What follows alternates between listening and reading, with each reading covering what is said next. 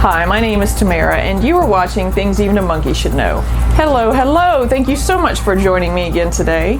As you know, if you've watched some of my other videos, I'm not a professional at anything except artist, but I have learned there are a number of things around the house and out in the yard and on my cars that I can do myself and usually save myself time, money, and aggravation. So I hope you have saved all of those things now too. Today, to save some serious aggravation, I am installing a doggy door. It's actually incredibly easy, so let's get started. The things you're going to need today actually aren't that many. The first thing you're going to need is going to be your dog who needs the door. Oh, what did you get into? And so that you can measure exactly where your doggy door needs to be in relation to your dog. You are going to need the actual doggy door, and I have installed cheap ones and I have installed expensive ones, and they all install pretty much the same. The main thing that I can say that you really want to make sure that you have is the ability to lock the door, because whether you're installing this from one interior part of the house to another or from inside to outside, there will be times that you will not want your doggy or your kitty or your bird or your raccoon or whatever it is you're installing this for to be able to go through that door. You want to be able to lock it. So make sure you get one with a locking panel. You're probably going to need some tape. You are definitely going to need to have a drill, and in this case I have, I believe, 1/4-inch bolts that go through this door, so I need a 1/4-inch drill bit. We need a 3/8-inch drill bit also.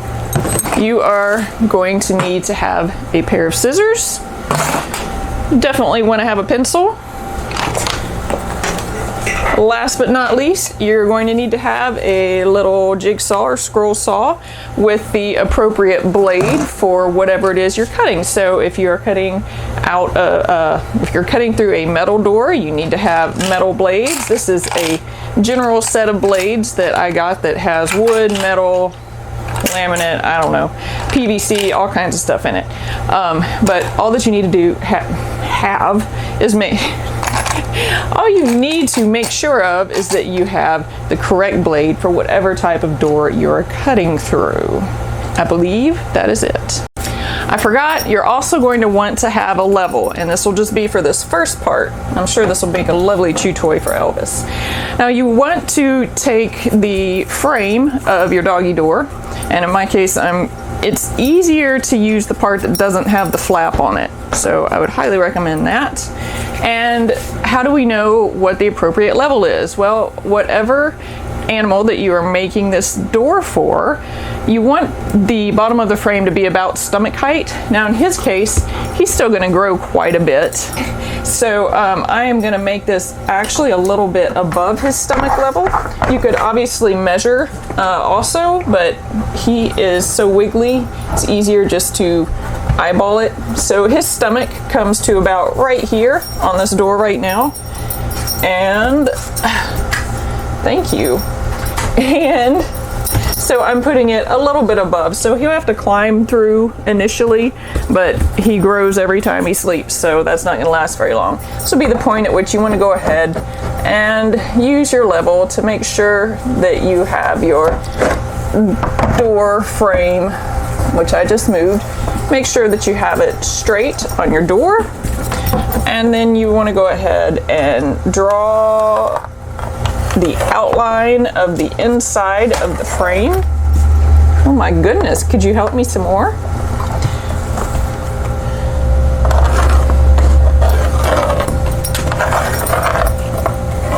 And then we want to go ahead and draw where the bolt holes go. Hopefully you have someone who is actually helping you. So now we have our first part drawn. Now for this next part, you can do one of two things. Obviously, you don't want to cut right here on the line that you made, outlining the inside of the frame of your door. You want to cut a little outside of this, and what I like to do is take a marker, like a Sharpie or whatever, and just trace along that line, lay it on its side so that you get kind of a thick line there. This is not one of my better outlines. But then you get an outline for you to follow the outer edge of, which should be just about the right place for you to cut, to make your cuts.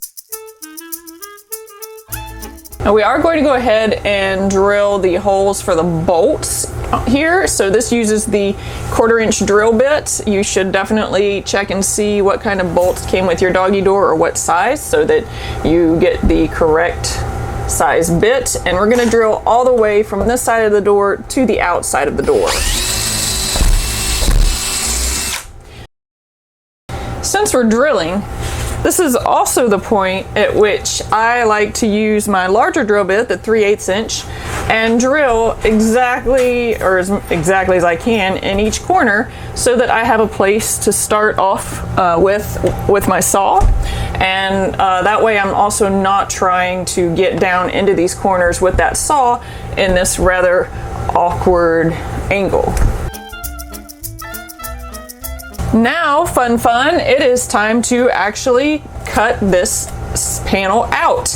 And I'm making sure that I have a saw blade on my jigsaw that is long enough to reach all the way through my door, just so that I don't have to do this twice, because there's no good reason. I'm gonna go ahead and stick my blade, see how nice it is that I have a starting point for this blade in here, and I'm gonna go ahead and cut out the opening.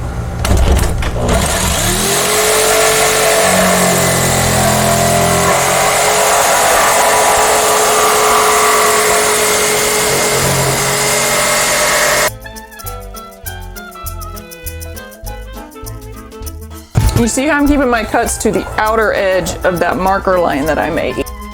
So guys, everybody does their finishing lip in here a little bit differently. Sometimes you get a lip that is already exactly made to fit the size of your door. Sometimes you get a piece of rubber. Sometimes you get what this is, which are liners that you cut down. And in this case, in all cases, you already need to know the thickness of your door, which you already know, right? Mine is 1 3/8 of an inch. And then in this case, they say to add 3/4 of an inch to the thickness of your door and cut the liner down to that width. So that is what I'm going to do. We wound up with 2 1/8 for our liner.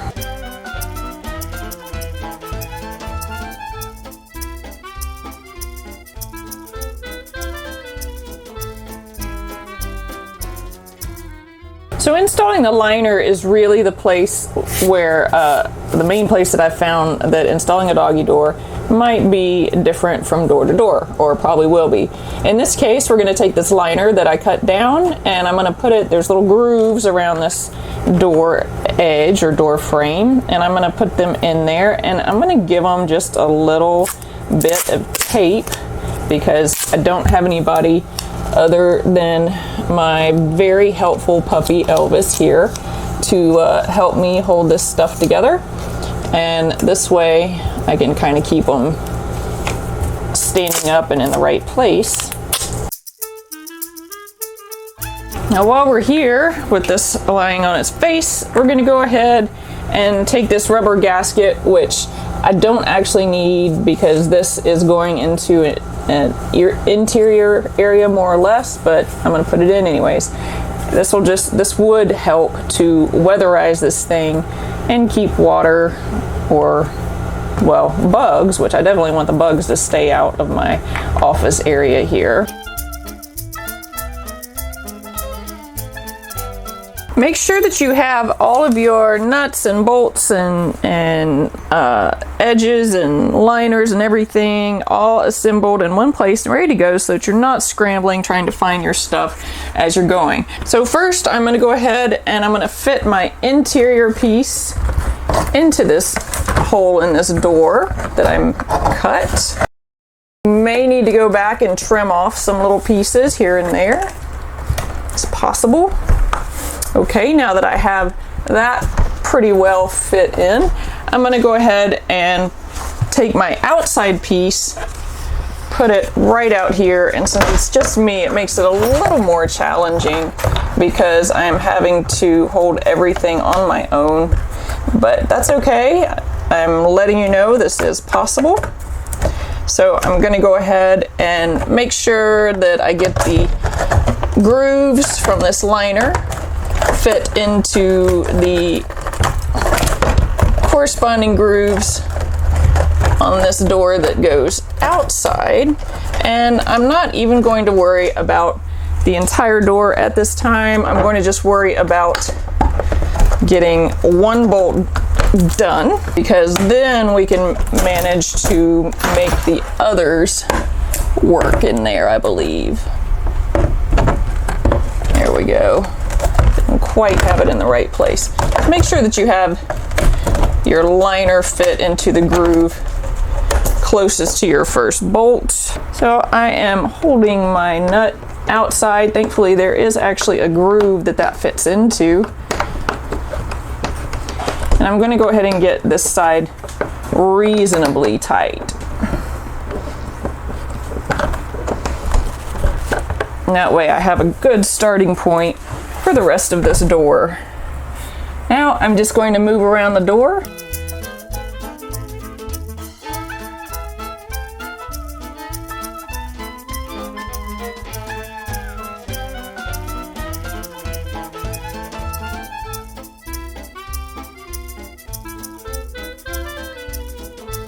Now all we have left to do is make things pretty. So we can pop these plastic caps in. Yes, I should have actually cut down the bolts so that they're not sticking out the other side so far, but I didn't do that today.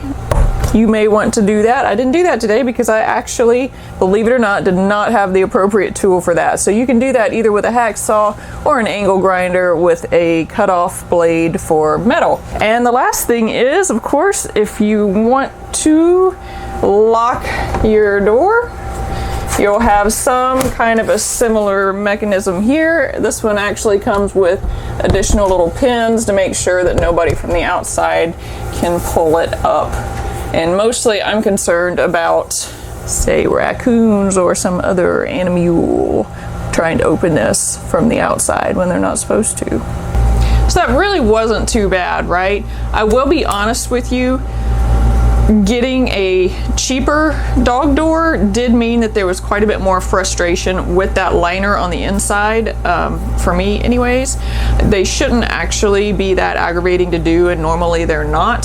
So just remember, if you go with a less expensive one, you're gonna have to have a little more patience, which can be okay. If it takes you an extra half hour to an hour, but you save 80 bucks, that might be worth it. I kind of thought it was. Anyway, it wasn't so hard to do, and my dog is going to be really pleased now that he can go in and out or just hang his head out the door and watch me work. Thank you so much for joining me again today. If you haven't subscribed to the channel already, please go ahead and do that now, and share it with your friends too, if you don't mind. That would be lovely. I hope you have a wonderful day and week, and I will see you again soon.